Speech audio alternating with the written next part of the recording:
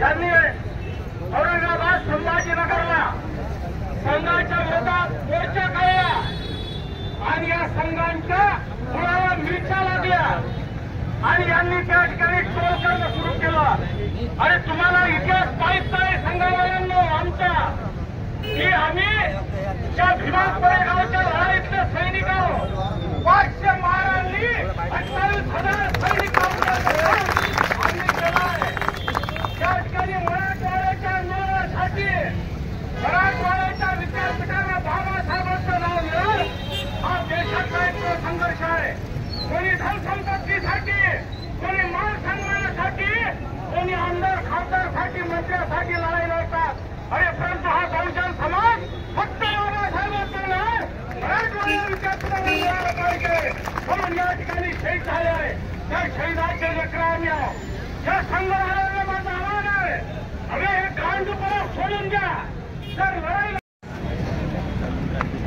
फुले आंबेडकरवादी चळवळींना त्रिवार अभिवादन करतो। या ठिकाणी उपस्थित असलेले सर्व पदाधिकारी, ज्येष्ठ आणि वंचित बहुजन आघाडीचे कार्यकर्ते, मी खास करून संपूर्ण आंबेडकरवादी, मी या ठिकाणी या आरएस विरोधात जो आज आपला धरणे आंदोलनाचा कार्यक्रम या ठिकाणी आयोजित केलेला आहे, मी या ठिकाणी तुम्हाला सांगू इच्छितो की बीजेपीवाले आणि आरएसपीवाल्यांना तुमच्या जर हिंमत असेल तर तुम्ही समोर येऊन आमच्या बाळासाहेब आंबेडकर, सुजाताबाई आंबेडकर, अंजलीबाई आंबेडकर यांच्यावर ट्रोल करायचं असेल तर तुम्ही समोरासमोर येऊन ट्रोल करा। तुमच्यातली एवढी शिल्लक असेल ना तर तुम्ही समोर पोलिसांना नका करू, तुम्ही या। म्हणजे मला तुम्हाला हे सांगत आहे की मी फुलेशाहू आंबेडकरवादी विचारांना घेऊन चालणारे पुढे जाणारे तरुण आहे। फुलेशाहू आंबेडकरवादीने समोर घेऊन जाणारे बाळासाहेब आंबेडकर असतील, सुजाताबाई आंबेडकर असतील, अंजलीबाई आंबेडकर असतील, त्यांच्यावर तुम्ही तो जो ट्रोल करताय हा ट्रोल तुम्ही फेक अकाउंट करून करताय। तुमच्या जर हिंमत असेल ना तर तुमचं जे वैयक्तिक अकाउंट आहे ते वैयक्तिक अकाउंट करून करा आणि आंबेडकरवादी काय करू शकेल हे तुम्हाला आम्ही या ठिकाणी या जनसमुदायाच्या माध्यमातून सांगू इच्छितो।